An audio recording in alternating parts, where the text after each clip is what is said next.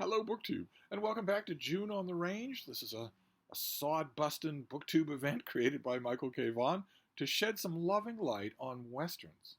Western novels, Western short stories, who once were the king of the hill when it came to books and are not any longer. He found a great group of people. We had a lot of fun last year with June on the Range, and I'm having a ball this year as well. All year long, in between last time and now, I bought cheesy dime store paperback westerns whenever I found them and just stored them up. I have a lot of ebooks, but I stored up my paperbacks so that I could read through them. And I'm having such a blast doing that, even when the end results are not always great, that I'm going to keep doing that for a while. Uh, Halfway point of June, maybe I'll stop and start doing ebooks, or at least mixing ebooks in.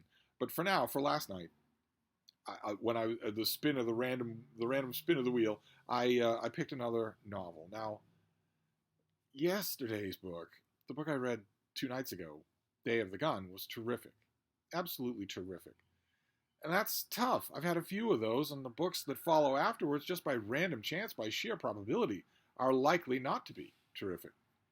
And last night's wasn't, unfortunately. The book is Bitter Sage, and the author is Frank Gruber.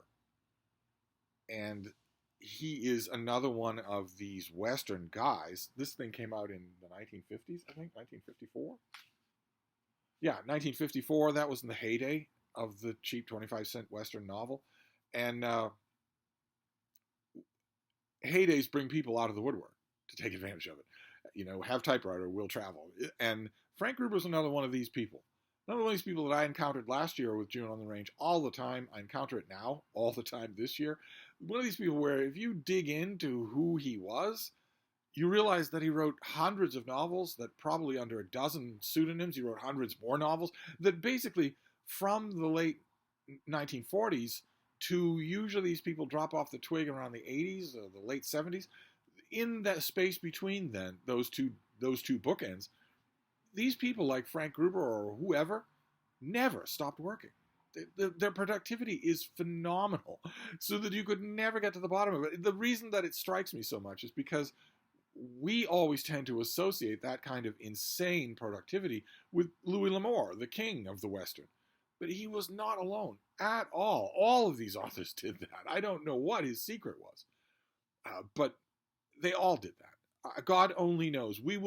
I don't think we will ever know how many things Frank Gruber wrote under his own name or a bunch of other names. I don't think that list will ever be known, which is kind of amazing. No one's ever going to think about writing biographies of any of these guys. I think those stories would be great, but I don't think anybody's ever going to do it. I don't think there's ever been a book that gives you like a 30-page biography of each of these people by somebody who sifted through whatever notes are left, talked to whatever relatives are still alive.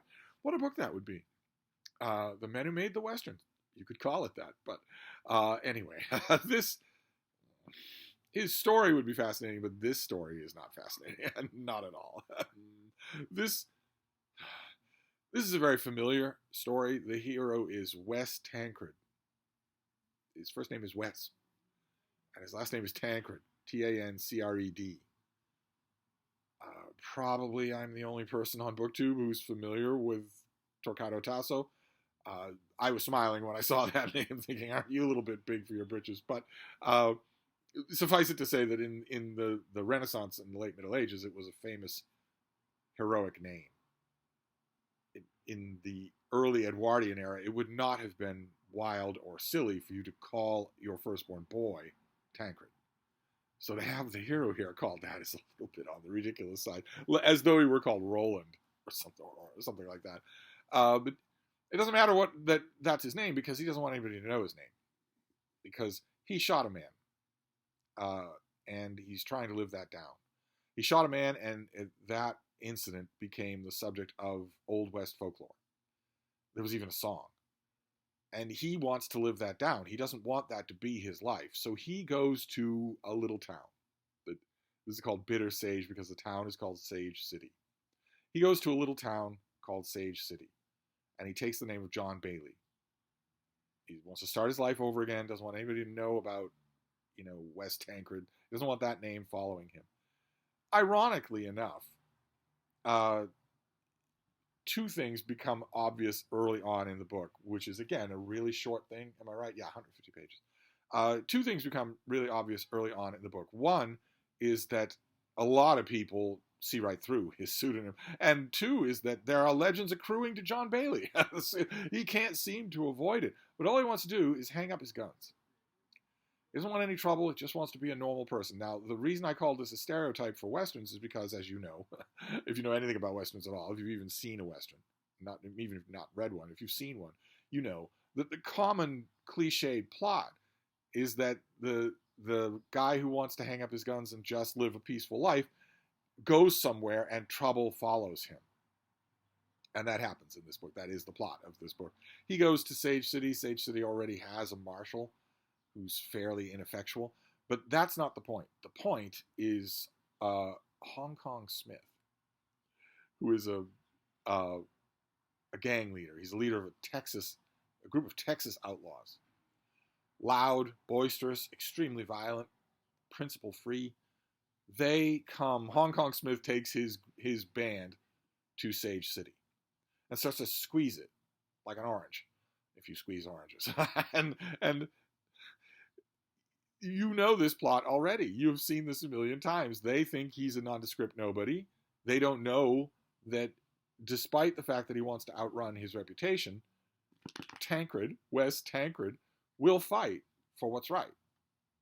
And also for Miss Laura, kindly Miss Laura, who's he's a little sweet on. The town of Sage City is ruled by a plutocrat. Jacob Fugger is how we'll pronounce his name. So it's not a paradise that Wes Craven is stepping forward to save. He knows that. It's not a paradise. But he can't be bullied. He can't see these rowdy gun mercenaries just run roughshod over this town. He can't do it. And the plot proceeds in 150 pages pretty much exactly as you would expect it to. And the writing, I wouldn't care if it proceeded exactly the way you expect it to and the writing were interesting or good, like Day of the Gun or Hanging at Wisty Smith, I would be happy. But it isn't. Now maybe Frank Gruber I would be willing to bet this guy wrote 300 books. And God knows how many short stories for, Weird Tales or whatever. Maybe I caught him on a bad day. If you have a CV that long, there's a statistical chance that I did catch you on a bad day. But this had, I think, a hardcover release and then got a paperback release. So you'd think that a lot of care would have gone into this, and I didn't see much of it. And the prose traffics in every easy cliche of Westerns that you can imagine. I want to read you just a patch of it here so you get a sense of what I mean, because the author he's just on autopilot. That's all. Goodbye, Wes, choked a friend of Wes Tancred. Goodbye, Dave, said Tancred soberly.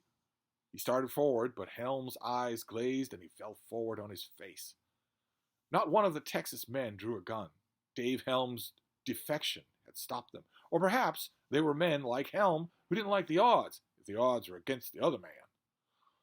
Tancred stepped out and turned. He cocked his head to one side and watched Gil Packard come slowly forward. Shock showed on the merchant's face. It's over, said Tancred.